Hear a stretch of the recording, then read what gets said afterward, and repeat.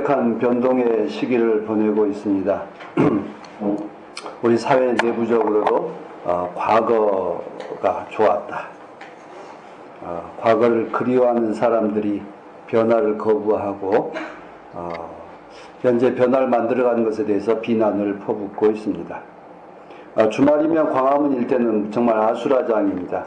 거기에만 있으면 세상이 곧 무너질 것 같고 세상은 정말 잘못된 것처럼 느껴집니다. 그런데 광화문만 조금만 벗어나면 그런 마이크 소리가, 스피커 소리가 들리지 않을 지금만 가면 그 문제에 대해서 별로 관심이 없습니다.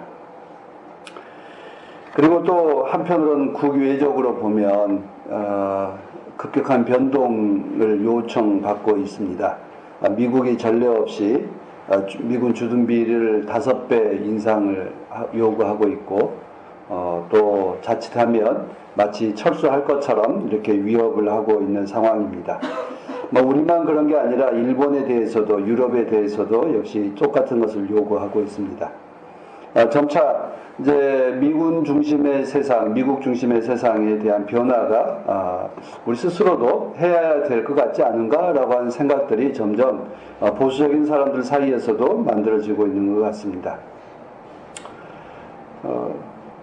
과거의 관행은, 과거의 우리들의 낡은 세계관은 사라져 가고 있습니다. 국내적으로 봐도 검찰이 더 이상 이제 대통령을 두려워하지 않고 언론도 역시 마찬가지고 교회는 비난받은 지 오래되었습니다.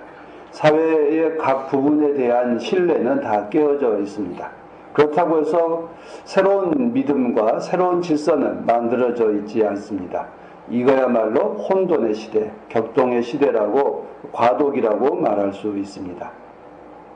이 혼란스러운 때 기준이 어떻게 해야 될까?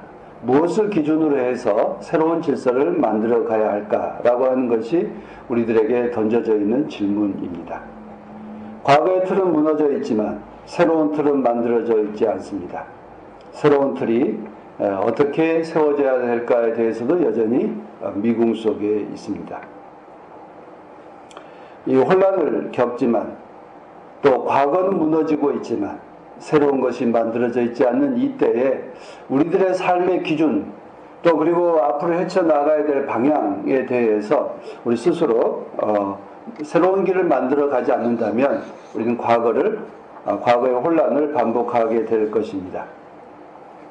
이사야 예언자는 바벨론 포로가 귀환한 그 직후에 오늘 선포된 말씀을 하십니다. 이사야서는 굉장히 양이 많고요. 양이 많은 것만큼 제1 이사야, 제2 이사야, 제3 이사야. 그래서 한 이사야서라고 말하기에는 시대도 길고 또 특성도 조금씩 달라서 1장에서부터 42장까지는 제1 이사야로, 중간에는 제2 이사야로, 후반부는 제3 이사야로 이렇게 이름을 주어져 있습니다. 이제 바벨론 포로기 이후에 활동하신 분은 제3 이사야라고 이렇게 생각하고 있습니다. 이분은 지금 바벨론 포로기 이후에 예루살렘에 거주할 때 하나님의 평화에 대해 선언하십니다. 이스라엘 백성들은 바벨론 포로에서 해방되었지만 과거의 상처에서 전혀 벗어나지 못하고 있습니다. 그들은 하나님에 대한 신뢰를 완전히 잃었습니다. 자기들이 믿었던 하나님을 믿었지만 돌아온 것은 나라가 망한 것이었고 또 포로로 끌려간 것이었고 식민지 백성으로 비참하게 살아야 했습니다. 정말 하나님은 계신 것일까? 하나님에 대한 어떤 존재하지 않는 것에 대한 한 것에 대한 불신, 그리고 하나님은 정말 능력이 있는 분일까? 바벨론 신보다 더 능력이 없는 분 아닐까? 이런 무능함, 그리고 존재하고 능력이 있어도 자기들 버린 것에 대한, 이렇게 포로로 끌려가고 거기에서 물경 70년 동안 고통을 겪는 동안 하나님은 무엇 하셨을까? 우리를 외면하고 버리진 않았을까? 이런 것에 대한 물음입니다. 그래서 자기들을 버린 것에 대한 그 원망, 이런 것을 이스라엘 사람들이 품고 있었습니다. 오늘 우리들도 역시 우리들의 어떤 고통의 상황에 처하면 그런 질문들이 나오죠. 하나님에 대한 원망, 그리고 하나님은 무능하신 분 아닐까, 하나님은 존재하지 않는 분이 아닐까, 이런 그 불신과 무능과 원망에 대한 이야기들이 오늘 우리들에게도 찾아옵니다. 그때 이사야 예언자는 이스라엘 백성들에게 걱정하지 마라, 하나님께서 너희와 함께 하신다라고 선포하신 것이 아니라 하나님께서는 창조주이시다, 새로운 세상을 만들어 가신 분이시다라고 하는 것을 끄집어냅니다.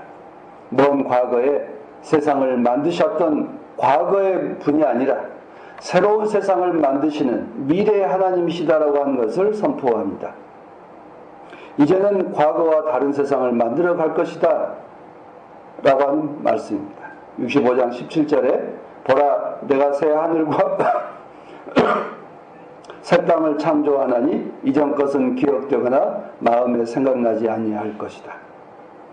이사야는 새 하늘과 땅을 하나님께서 새롭게 창조하실 것이라는 외침입니다. 당시 유대 사람들은 바벨론 포로 시절에 깊은 상처를 받았습니다. 앞서 말씀드렸던 것처럼 하나님에 대한 원망이 깊었습니다. 그리고 새로운 세상에 대해서, 새로운 나라에 대해서 어떻게 만들어 가야 될까에 대해서도 기준이 세워져 있지 않았습니다. 포로에서 석방되어 왔지만 그들이 살아갈 공동체는 어떤 공동체여야 했을까요? 그들은 하나님을 믿지 않았다면, 또 믿지 않는다면 어떤 나라를, 어떤 세상을 만들어 가야 할까요? 그 질문 앞에 서 있습니다. 바빌론을 따라가야 될까요? 이집트를 따라가야 할까요? 페르시아를 따라가야 할까요? 그들은 이스라엘이 이스라엘다워져야 한다면 어떤 기준으로 살아가야 자기들의 정체성을 또 스스로가 그 독립된 인격체로 살아갈 수 있을까에 대한 물음 앞에 서 있습니다. 예언자들은 이사야 예언자와 그 후대의 많은 예언자들은 하나님의 정의와 하나님의 평화를 선포했습니다. 그러나 정의와 평화는 동의하지만 하나님의 정의, 하나님의 평화, 하나님이라고 하는 그 존재의 그 앞에 그 이름이 붙었을 때 그 이름, 하나님에 대한 신뢰가 상실되어 있을 때 정말 하나님의 말씀하신 정의, 하나님이 말씀하신 평화 가능할까요? 그것이 그들의 삶의 지표가 될 수 있을까요? 그래서 이사야 예언자들은 하나님에 대해서 말씀드렸지만 새로운 하나님, 아니 하나님의 새로운 모습을, 하나님의 본질적인 모습을 다시 말하기 시작합니다. 창조주 하나님, 새로운 시대를 만들어 가신 하나님, 시간과 역사의 주인 되신 하나님에 대한 말씀을 합니다. 창조주 하나님은 어떤 분이시죠? 빛이 생겨라 하시니 빛이 생겼다. 하나님이 세상을 만드신 첫 번째가 빛이었습니다. 한번 생각해 보세요. 창세기 1장은 1장과 2절 보시면 흑암과 공허와 그리고 어둠이 깊었던 그 깊은 혼돈과 공허와 어둠이 깊은 세상에 하나님께서 질서를 만들어 가십니다. 첫 번째는 어둠 사라져라 말씀하지 않습니다. 빛이 생겨라 하셨습니다. 그러자 빛이 생겼고 어떻게 되죠? 빛과 어둠에 갈라놓았다 하셨습니다. 빛이 어둠이 지배하는 세상에 빛을 만드셨지만 그 빛이 만든 세상은 빛만이 있는 게 아니라 빛과 어둠이 공존하는 것입니다. 그리고 그것에 대한 갈라놓아서 질서를 만들어 주셨다 하는 것입니다. 빛과 어둠을 갈라놓고 거기에 새로운 세상을 만들어 놓았습니다. 세상은 빛과 어둠이 공존하는 세상, 서로 교대하는 세상입니다. 결국 그 이야기는 뭐겠습니까? 지금 어둡지만 빛이 올 것이고 빛이 빛나는, 빛이 지배하는 세상이 될 것이다. 그리고 또 빛났지만 또 어둠이 공존하는 세상이 될 것이다 하는 이야기입니다. 우리가 사는 세상은 빛만 있는 것이 아니고 그림자도 있습니다. 그림자만 큰 것 같지만 또 빛이 있습니다. 그래서 우리에게 절망도 그리고 혼돈도 어둠도 아닌 하나님께서 주신 새로운 질서, 새로운 그 빛의 세상이 있게 될 것이다에 대한 소망을 주고 있습니다. 요즘 세상살이가 많이 힘들다고 말합니다. 장사가 잘 안 된다고 합니다. 그런데 경제가 잘 된다고 할 때도 역시 사람들은 참 힘들다고 말했습니다. 세상 전반만 아니라 개인적으로도 큰 어려움을 당하는 분들도 있습니다. 그것은 경제가 잘 돌아가는 때나 경제가 잘 안 돌아가는 때나 개개인들의 삶에 있어서는 보면 빛과 어둠이 공존하고 늘 혼돈 속에 살아갑니다. 아무리 살아보려고 애를 써도 저 나락으로 떨어져가는 그런 경우를 맛보게 될 때도 있습니다. 이럴 때는 개개인으로 세상은 정말 환하고 밝지만 개인적으로는 매우 고통스러운 그 경우도 있습니다. 어떻게 빛 가운데에서 어둠이 있고 또 어둠 가운데서도 빛은 빛날 때도 있습니다. 우리는 이런 혼돈 속에 늘 살아갑니다. 바벨론 포로로 잡혀갔다 풀려진 유대인들도 역시 그런 혼돈 속에 있습니다. 하나님께서는 어둠과 혼돈과 공허가 지배하는 가운데 빛을 만드시고 또 그리고 충만함을 만드시고 질서를 만들어 주셨습니다. 힘들고 어려울 때 필요한 것은 세상을 만드시는 하나님에 대한 창조주 하나님에 대한 신앙을 회복하는 것이다. 이사야 예언자는 그 처방을 우리들에게 주셨습니다. 창조주 하나님에 대한 신뢰가 기독교의 중심입니다. 사도신경의 첫 구절이 어떻게 시작하죠? 전능하사 천지를 만드신 하나님 아버지를 내가 믿습니다 라고 고백합니다. 창세기도 역시 천지를 만드신 하나님에 대한 고백부터 시작합니다. 이 고백은 언제 만들어졌을까요? 언제 깨달음이 왔을까요? 바벨론 포로기를 겪으면서 다시 석방돼서 돌아왔을 때 그들은 창세기 이야기를 다시 했고 창세기 이야기를 성경의 맨 앞에 두고 편집을 시작했습니다. 힘들고 어려울 때일수록 혼돈이 지배할수록 빛을 주시고 희망을 주시는 하나님에 대한 신뢰를 회복하는 것이 필요하다는 것입니다. 그리고 선포합니다. 오늘 이사야 예언자는 말합니다. 보라 내가 새하늘과 새 땅을 창조할 것이니 이전 것들은 기억되거나 마음에 떠오르거나 하지 않을 것이다. 지나갔다 라고 하는 것입니다. 그리고 오늘 여러분 교독에서도 말씀합니다. 요한계시록의 신앙의 핵심은 새로운 것에 대한 희망입니다. 과거의 것은 지나갔다.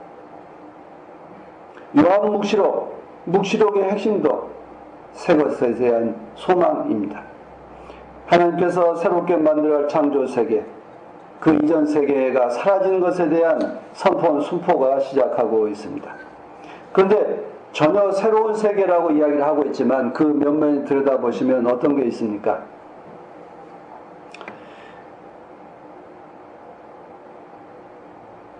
아이들이 죽지 않는 세상, 노인들이 천수를 누리는 세상입니다. 그게 어떤 거죠? 아이가 죽고 노인이 천수를 누리지 못한 세상은 어떤 겁니까? 전쟁으로 파괴된 세상입니다. 전쟁이 일어나면 가장 먼저 유아들이 먼저, 노인들이 먼저, 약자들이 먼저 죽음으로 내몰려갑니다. 이사야 예언자는 전쟁이 없는 세상에 대한 꿈을 꿉니다. 그리고 강자들이 횡포를 부리지 않는 세상을 꿈꿉니다. 내가 지은 집에 내가 들어가 살고 내가 지은 작물을 내가 먹는 것, 어떻게 보면 당연한 거잖아요. 근데 그 당연한 것이 깨지는 것이 언제입니까? 언제나 강자들의 횡포, 전쟁이 휩쓸고 간 그 세상 가운데서는 언제나 자기의 것을 자기의 것이라 말하지 못합니다. 자기의 생명조차도 자기의 것이라고 말하지 못합니다. 이사야 예언자는 새하늘과 새 땅을 꿈꿀수록 정말 정상적인 일상의 평화가 이루어진 세상을 말하고 있습니다.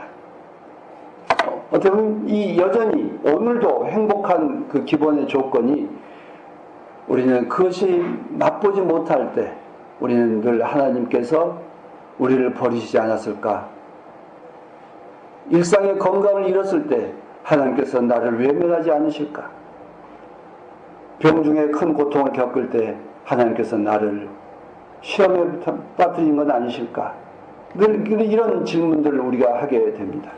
그런데 일상의 행복을, 일상의 삶을 회복할 수 있는 것이야말로 어떤 하나님께서 우리에게 주시는 가장 일상의 평화다, 정의로운 것이다 라고 하는 말을 하고 있습니다.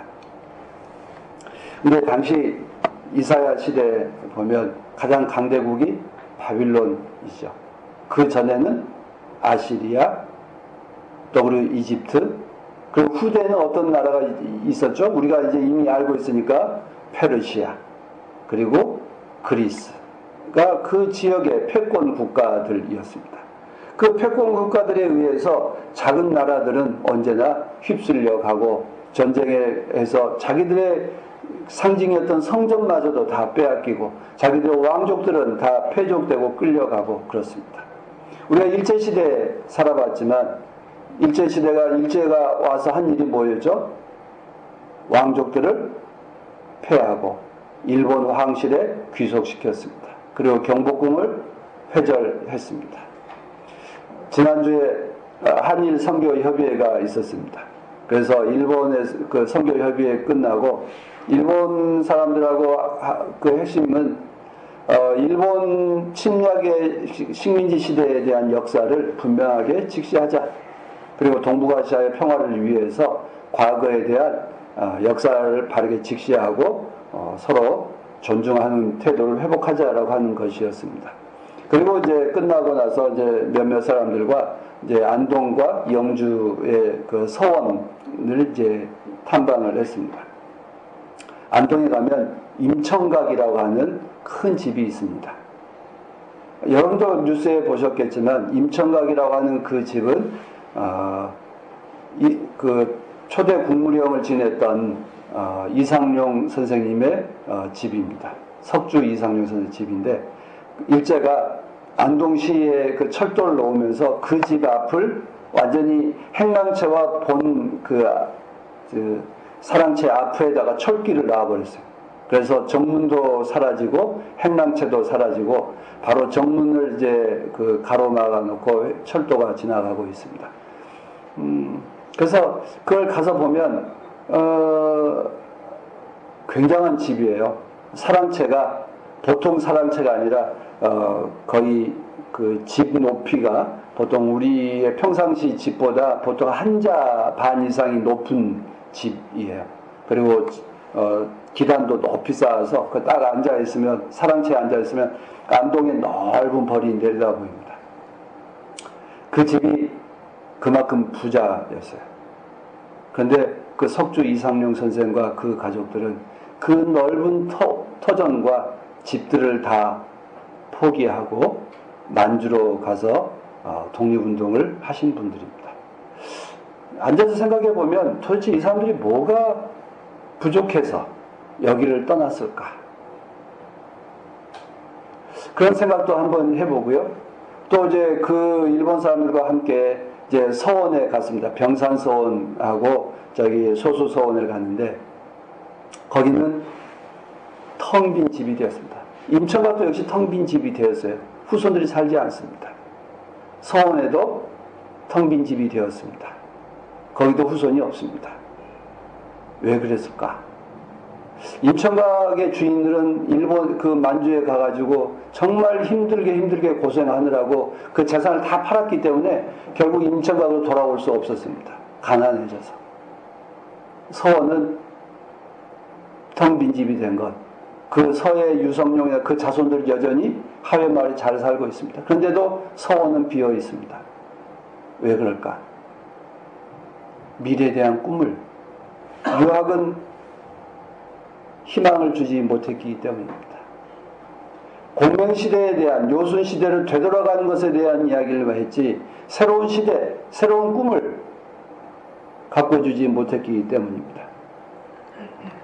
우리는 이사야 예언자 오늘 말씀을 들으면서 과거의 것이 아니라 새로운 시대, 새로운 시대는 이리와 양떼가 함께 뛰놀고 뱀이 흙을 먹고 함께 사자와 황소가 소가 함께 살아가는 그런 세상에 대한 꿈입니다. 모든 사람들이 평화롭고 새로운 정의가 이루어지는 세상에 대한 꿈을 거의 꾸고 있습니다. 이스라엘의 그 황폐한 세상 가운데서도 그들이 새로운 나라를 만들어가고 지금까지도 면면히 이어갈 수 있었던 것은 새로운 세상에 대한 꿈을 언제나 품고 있기 때문입니다. 우리 한국 사회가 지금 혼돈의 시대를 겪고 있지만 꿈을 포기한다면 다시 한번 나라는 흔들리고 망하게 될 것입니다. 지금 한국 교회가 망하고 흔들리고 있는 것은 새로운 시대에 대한 꿈을 주고 있지 못하기 때문입니다. 오늘의 취해서, 오늘의 물질에 취해서 오늘이 좋사오니 여기가 좋사오니 지금 이대로만 라고 외치고 있기 때문에 망하게 될 것입니다. 근데 역사를 보면 가장 그 시대의 가장 전성기 이후 솔로몬 시대죠. 이스라엘로 이야기하면 솔로몬이 그치자 나라가 어떻게 됐어요? 둘로 쪼개졌습니다.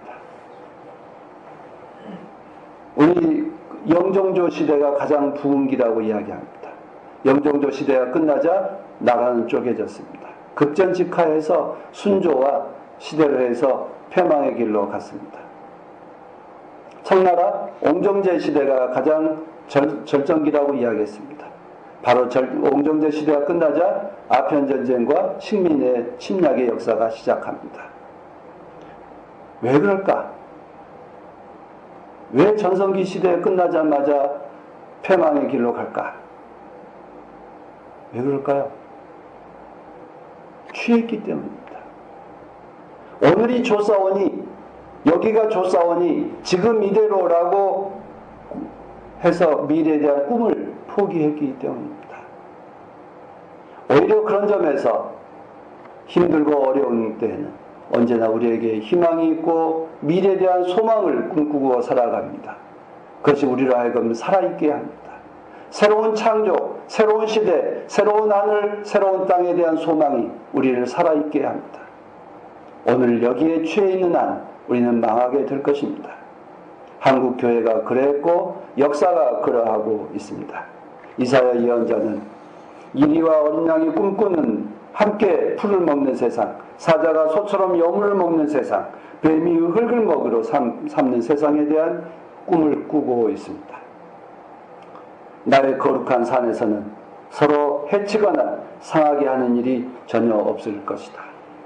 우리는 이 세상, 새로운 하나님께서 만들어가는 새로운 세상에 대한 꿈이 우리를 살아있게 하고 우리를 앞으로 나아가게 한다는 것을 늘 기억하시길 빕니다. 하나님께서 오늘 우리들에게는 어떤 꿈을 주실까요? 여러분들은 하나님 안에서 어떤 꿈을 꾸십니까? 단지 호의호식하고 오늘 내가 지금 누리고 있는 것이 지속되기만을 바라는 그런 꿈을 꾸지는 않으시겠죠. 우리가 미래에 대한 소망을 품을 때, 새하늘과 새 땅에 대한 소망을 품을 때 우리는 여전히 살아있고 앞으로 나아가게 될 것입니다. 하나님께서 주시는 늘 소망이 우리 안에 함께 하시기를 간절히 축원합니다. 함께 기도하시겠습니다.